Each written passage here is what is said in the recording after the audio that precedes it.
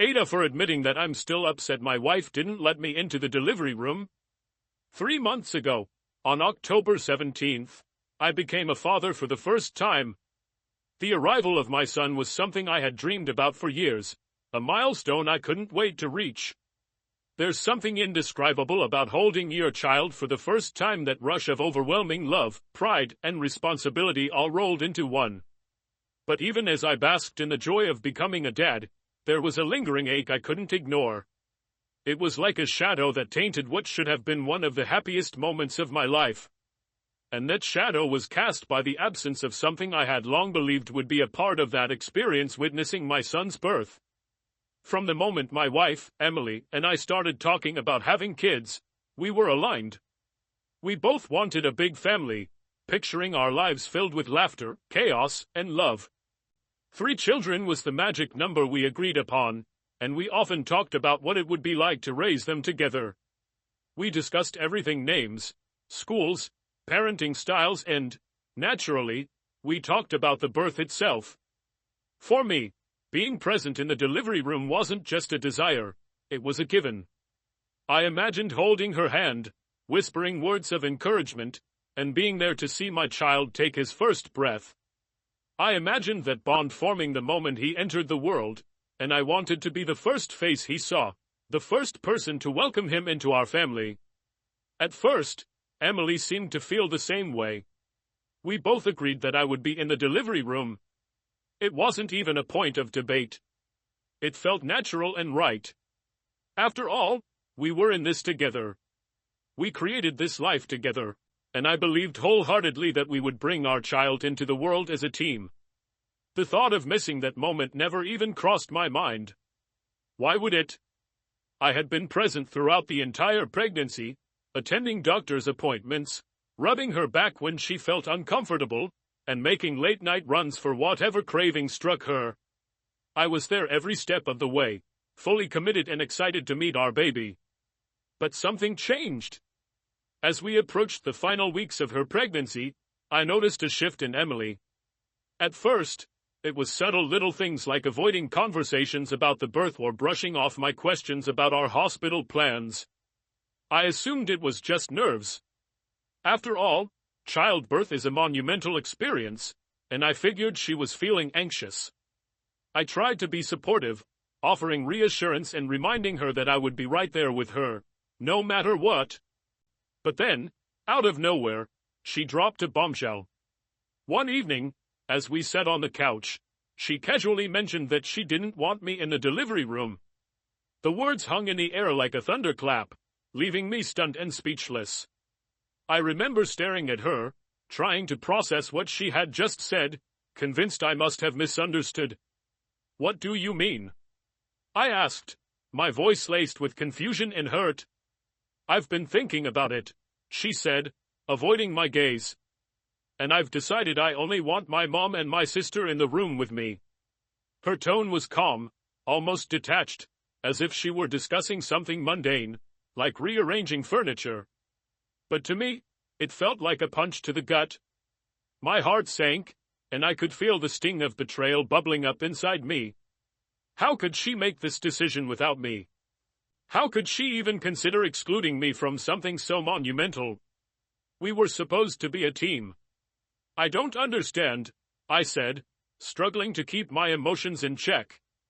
"We agreed I'd be there. Why are you changing your mind?"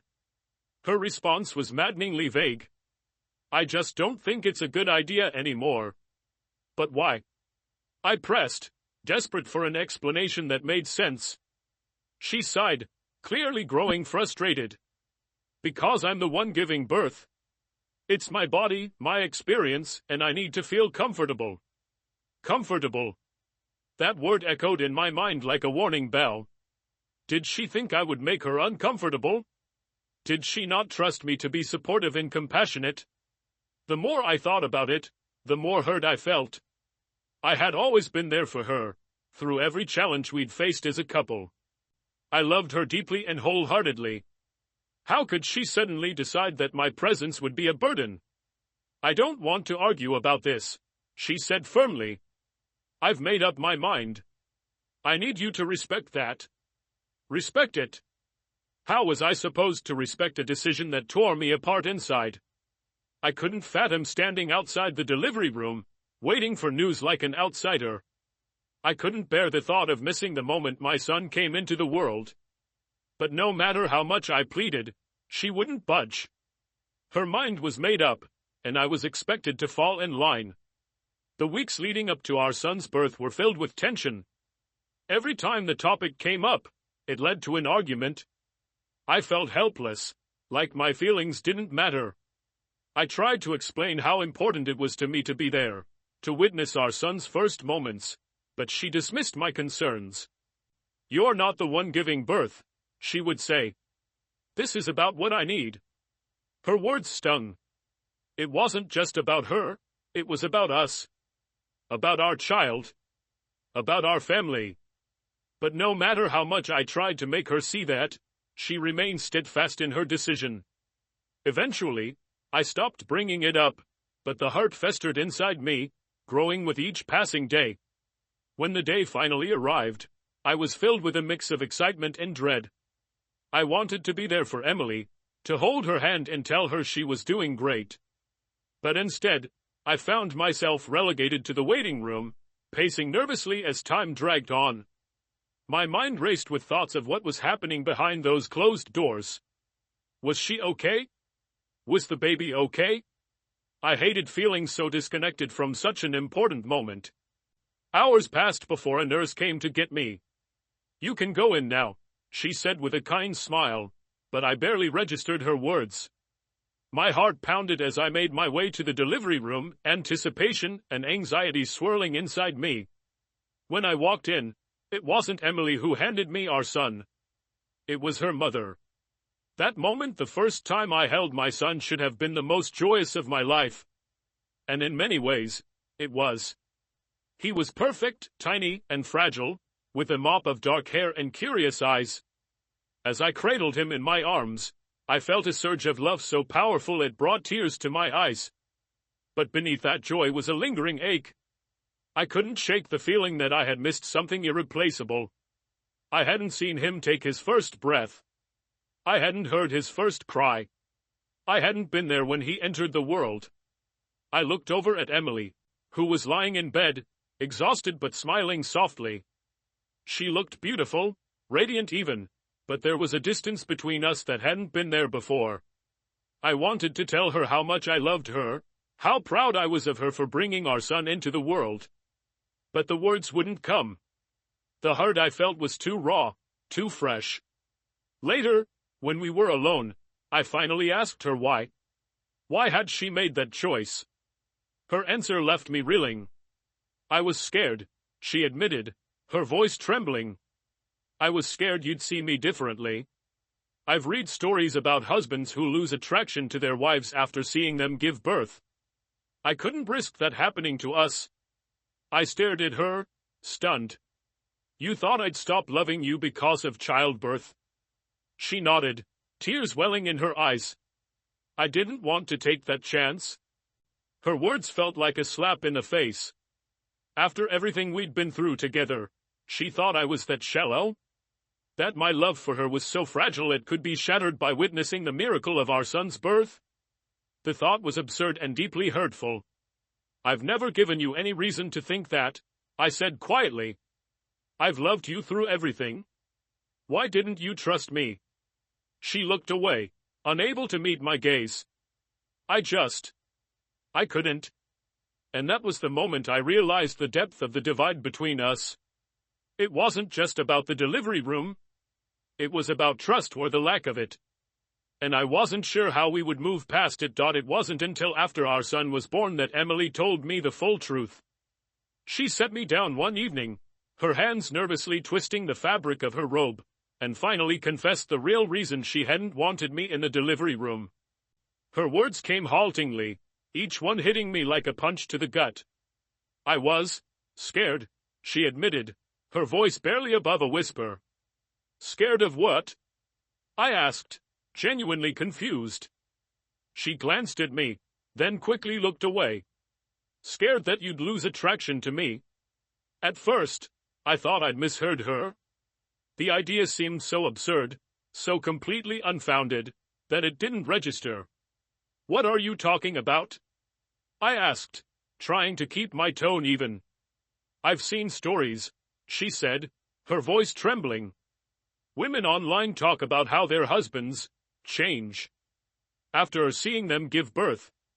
They say it ruins the intimacy, that their husbands never look at them the same way again." I was stunned into silence. I'd heard about those kinds of stories, sure, but I never imagined that Emily would take them seriously. She wasn't usually one to put much stock in internet horror stories. She was practical, logical, or at least I thought she was. The fact that she'd let these stories influence such a monumental decision shook me to my core. "Emily," I said slowly, struggling to keep my emotions in check, "do you really think I'm that shallow? That I'd stop loving you or being attracted to you because you gave birth to our son?" She bit her lip, her eyes shining with unshed tears. "I didn't want to take that chance." Her words cut deep. The woman I loved, the woman I'd chosen to spend my life with, didn't trust me. She thought so little of my character that she believed I might abandon her emotionally after witnessing childbirth. It felt like a slap in the face, an accusation that I wasn't the man I'd always tried to be. "I've been nothing but supportive," I said, my voice rising despite my efforts to stay calm. "I've been here for you through everything. I've never given you any reason to think I'd change the way I feel about you." She shook her head. "It's not about what you've done. It's about what I was afraid of. Childbirth is intense. It's messy and raw and vulnerable. I didn't want you to see me like that. But that's part of life." I shot back. "That's part of what it means to love someone, to be there for them in their most vulnerable moments. I wanted to be there for you, to support you, to share that moment with you. And you took that away from me because of something you read online." Her shoulders slumped, and for a moment, she looked impossibly small. I didn't know what else to do. The closer we got to the due date, the more anxious I became. I kept imagining you looking at me differently afterward. And then I started thinking about how dangerous childbirth can be. What if something had gone wrong? I didn't want the added stress of worrying about you while I was trying to give birth. That hit me hard. "So, what? You thought I'd be more of a liability than a support?" "I don't know," she cried, her voice cracking. "I was scared, okay? I was scared of everything. The pain, the risks, the aftermath. I couldn't think straight. I did what I thought was best at the time." Her confession should have softened my anger. I could see she was hurting, that she hadn't made the decision lightly. But instead of feeling empathy, I felt more hurt. Because at the core of it all was a painful truth. She hadn't trusted me. She hadn't trusted my love, my loyalty, or my ability to stand by her in her most vulnerable moments. "You didn't even give me a chance," I said quietly. "You made that decision on your own, without talking to me about it. You assumed the worst of me." She wiped at her eyes. "I didn't mean to hurt you." "But you did," I said firmly. "You hurt me more than you realize. You robbed me of a moment I'll never get back. I wanted to be there when our son was born. I wanted to see his first breath, hear his first cry. I wanted to be part of that experience with you. And instead, I was left outside, waiting. Do you know how that felt?" She didn't answer, and the silence between us stretched, heavy and suffocating. In the weeks that followed, I tried to push my feelings aside. Our son needed us, and I wanted to focus on being the best dad I could be. But the resentment lingered, gnawing at me like an open wound that wouldn't heal. Every time I looked at Emily, I was reminded of what I'd missed. And every time she handed me our son, I felt a pang of sadness for the moments I hadn't been there to witness. We stopped talking about it. It was easier that way, to pretend everything was fine and bury our hurt beneath the daily routines of parenthood. But it was always there, lurking beneath the surface, waiting to bubble up again. It finally did on the day after Christmas. The holidays had been a blur of family gatherings, presents, and sleepless nights with the baby. I tried to put on a happy face, but I knew I wasn't fooling anyone. Emily noticed. She always did. The morning after Christmas, she cornered me in the kitchen while I was making coffee. "You've been off," she said, her tone wary. "What's going on?" I sighed, rubbing a hand over my face. "Nothing. I'm fine." "You're not fine," she pressed. "You've been distant. Even during Christmas, you seemed sad." I didn't want to have this conversation. Not then, not ever.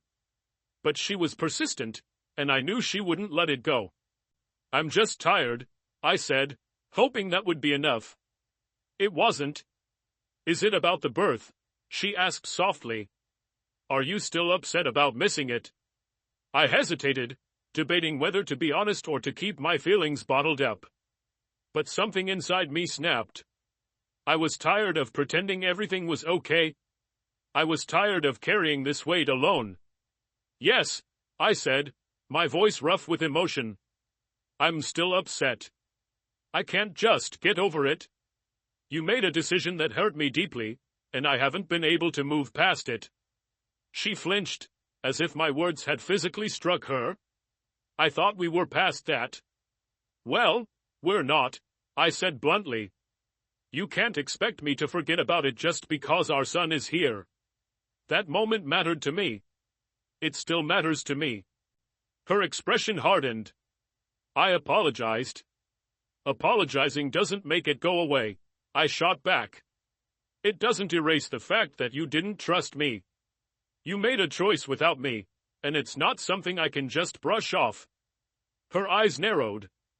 "So what? You're going to hold this over my head forever?" "That's not what I'm saying," I said, exasperated. "But you can't dictate how long it takes me to process my feelings. You asked me if I was still upset, and I was honest with you. Don't punish me for telling you the truth." She crossed her arms over her chest, a defensive posture I'd seen too many times before. "It feels like you're blaming me." "I'm not blaming you," I said, trying to keep my voice calm. "But I need you to understand how much it hurt me. I wanted to be there for you. I wanted to share that moment with you. And you didn't let me." Her lip trembled, but she quickly pressed them together, holding back whatever emotions were threatening to break free. "I can't change the past." "I know," I said softly. "But we can't move forward if you keep telling me to get over it. This isn't something I can just sweep under the rug." The silence that followed was heavy with unspoken words. I could see the conflict in her eyes, the battle between her defensiveness and her guilt. But instead of trying to bridge the gap between us, she turned and walked away. As I watched her go, a painful realization settled over me. We weren't going to fix this unless we both put in the effort. And right now, I was the only one trying. The argument that followed her apology wasn't just a disagreement, it was a boiling over of emotions that had been simmering beneath the surface for months. She had asked me if I was still upset about missing our son's birth, and I had been honest. I thought that honesty would lead to understanding, maybe even a path forward. Instead, it became a full-blown fight.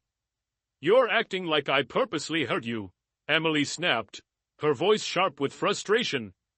"I did what I thought was best for me and the baby." "I'm not saying you purposely hurt me," I replied, trying to keep my tone calm, though my patience was wearing thin. "But you did hurt me. You made a decision that affected both of us without even talking to me about it."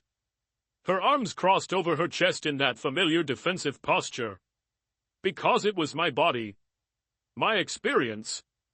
And it was our child," I countered. "Our moment. You didn't just exclude me from the room, you excluded me from one of the most important moments of my life. How do you not see that?" She shook her head, looking away. "I thought we were past this." I let out a bitter laugh. "You keep saying that. But how am I supposed to get past something that still hurts every time I think about it?" It's not like I can just flip a switch and make it go away. Her expression softened, but only for a moment before she hardened again. It feels like you are blaming me for everything. Like you think I'm the villain in all this. I'm not blaming you, I said, exasperated. I'm trying to make you understand how much it hurt to be excluded. I felt robbed of something I'll never get back. That was when she hit me with the accusation that stopped me in my tracks. Well, maybe you're proving my point, she said quietly. Maybe you're not as attracted to me anymore. Maybe that's why you're holding on to this. I blinked, stunned by her words. What? She looked at me, her eyes filled with a mix of sadness and defiance. You keep saying you're hurt, but what if it's more than that? What if seeing me give birth would have changed the way you see me? What if that's why you are acting this way now? I couldn't believe what I was hearing. Emily, that's not true. I haven't lost any attraction to you. I haven't stopped loving you. But I'm hurt because you didn't trust me enough to let me be there for you. You keep saying it's about trust, she shot back, but what about my feelings? I was scared. I was vulnerable. I made a choice to protect myself, and now you are making me feel guilty for it. I ran a hand through my hair, trying to keep my composure. This isn't about making you feel guilty. It's about working through it together. But we're not going to get anywhere if we just keep arguing. We stood in silence for a moment, the weight of the conversation hanging heavy between us. I could see the tension in her posture, the way her shoulders were squared defensively. I knew she felt attacked, but I couldn't keep pretending that everything was fine when it wasn't. Later that evening, when things had calmed down, I decided to call my brother, Matt. He was someone I trusted, someone who had been through the ups and downs of marriage and parenthood. If anyone could offer me advice, it was him. Hey, man, he said when he answered. What's up? I hesitated for a moment before diving in. I need to talk. It's about Emily. Hello, he said with a chuckle. That doesn't sound good. It's not, I admitted. Things have been rough since the baby was born. I told him everything, how I wasn't allowed in the delivery room, how hurt I felt, and how Emily and I couldn't seem to move past it. As I talked, Matt listened quietly, occasionally humming in acknowledgement. When I finished, he let out a long sigh. Man, that's tough. I don't blame you for being upset. I'd be hurt too if my wife didn't let me be there for the birth of my kids. Yet, I said, grateful for his understanding. It just feels like something's broken between us, and I don't know how to fix it. Matt was quiet for a moment before he spoke again. Have you thought about therapy? I frowned. Therapy? Yet. Couples therapy? It might help you guys work through this. I mean, you're both clearly hurting, and it sounds like you are stuck in this cycle of arguing. A therapist could help you communicate better. I hadn't really considered therapy before. It wasn't something I'd ever thought I'd need. But as Matt talked, it started to make sense. Maybe we needed an outside perspective, someone to guide us through the mess we couldn't seem to navigate on our own. I don't know, I said, uncertain. I've never been to therapy. Neither had I before we went, Matt said. But it helped. It's not a magic fix, but it gave us tools to deal with our issues. I mulled over his suggestion for a few days before finally bringing it up to Emily. I waited until we were both calm and had some time to talk without interruptions. Emily, I began cautiously, I've been thinking, maybe we should try couples therapy. Her reaction was immediate and defensive. Therapy? Why? Because we're not getting anywhere on our own, I said gently. We keep arguing, and I don't want to keep going in circles. I want us to move forward. She crossed her arms. So, you think I'm the problem? That's not what I'm saying, I said quickly. I think we both have things to work through. Therapy could help us communicate better. She shook her head, her expression hardening. I don't need therapy. You're the one who's upset. You're the one who can't let go of the past. Maybe you should go to therapy. I clenched my jaw, trying to keep my temper in check. This isn't just about me. This is about us. And therapy only works if we both put in the effort. She scoffed. You suggested it, so clearly, you're the one with the problem. That was the breaking point for me. I'd been patient. I'd tried to be understanding. But her refusal to acknowledge that we both needed to work on our relationship pushed me over the edge. Do you even want this to work? I asked, my voice tight with frustration. Because right now, it feels like you are not willing to put in any effort to fix things. Her eyes flashed with anger. Of course I want it to work. But I'm not going to sit in a room with a stranger and air out all our problems like it's some kind of TV show. Then what's your solution? I demanded. Because I'm tired of feeling like I'm the only one trying to fix this. She fell silent, her lips pressed into a thin line. For a moment, I thought she might suggest an alternative, something we could try instead of therapy. But instead, she shook her head. There's nothing to fix, she said quietly. You're just holding on to something that's in the past. That hurt more than I expected. The fact that she couldn't see how much this was still affecting us felt like a betrayal all over again. I can't do this alone, Emily, I said softly. If we're going to move forward, we need to do it together. But instead of meeting me halfway, she shut down completely. Since that conversation, she's barely spoken to me unless it's about our son. The silent treatment has been maddening, and I feel like I'm being punished for being honest about my feelings. It's frustrating. I want us to heal. I want our relationship to be stronger. But how can we do that if she refuses to meet me halfway? The silence between Emily and me has grown into a wall I can't seem to climb. She's shut me out completely, and now, unless it's about our son, our conversations are short, clipped, and distant. There's no warmth, no tenderness, no sign of the love that once brought us together. It's like we're just two people living in the same house, CEO parenting a child, but emotionally worlds apart. It's frustrating beyond words. I feel like I'm being punished for being honest, for answering her question truthfully when she was the one who asked. I hadn't brought it up. I hadn't tried to start a fight. I was just trying to be honest about my feelings she told me I should be able to share with her. Isn't that what a marriage is supposed to be about? Honesty? Communication? But instead of working through it together, she's acting like I'm the villain. Like I'm the one at fault for not being able to move on fast enough for her liking. She keeps saying that it's in the past, that our son is here now, and that I should just let it go. But it's not that simple. It's not something I can just sweep under the rug and pretend never happened. Because the truth is, I can't get it back. That moment, the birth of my son, was a once-in-a-lifetime experience, and it's gone. I wasn't there. I wasn't by her side.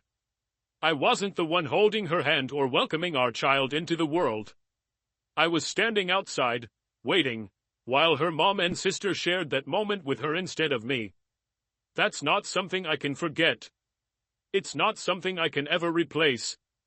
And every time I try to talk about it, every time I try to explain how I feel, I'm met with defensiveness or silence.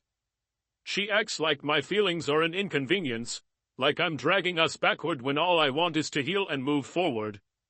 But how can we move forward when I feel like she doesn't even acknowledge the pain she caused? I've tried to focus on being a good dad. I pour all my energy into our son.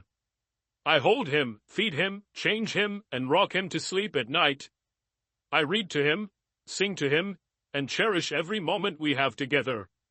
He's my light in all of this darkness, the one thing that keeps me grounded when everything else feels like it's falling apart. I love him more than I ever thought possible, and I'm determined to give him the best life I can. But even as I focus on being a good dad, the hurt lingers. It's like a shadow that follows me everywhere. I can't fully enjoy the moments with my son because I keep thinking about what I missed. And it's not just about missing the birth. It's about what it represents: a lack of trust, a decision made without me, a feeling of being excluded from something so critical in our lives. I know Emily feels guilty, even if she won't admit it outright. I see it in the way she avoids eye contact when I bring it up, in the way she brushes off my attempts to talk. But instead of confronting that guilt and working through it with me, she's shutting down. And that only makes things worse. There was one night, a few weeks after Christmas, when I thought we might make progress. I'd been sitting in the nursery, rocking our son to sleep, when Emily quietly entered the room. For a moment, I let myself hope that she was ready to talk. That she'd come to me because she wanted to make things right. But instead, she stood in the doorway, watching me with a distant expression. "I'm going to bed," she said softly.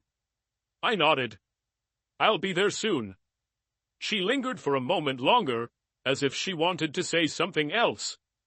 But then she turned and walked away. That moment broke something in me.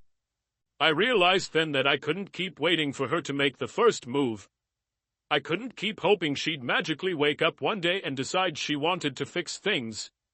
If we were going to save our marriage, I had to take action. The next morning, I brought it up again. "Emily, we need to talk." She sighed, already bracing herself for an argument. "What is there to talk about? We've been through this." "No, we haven't," I said firmly. "We haven't really talked about it.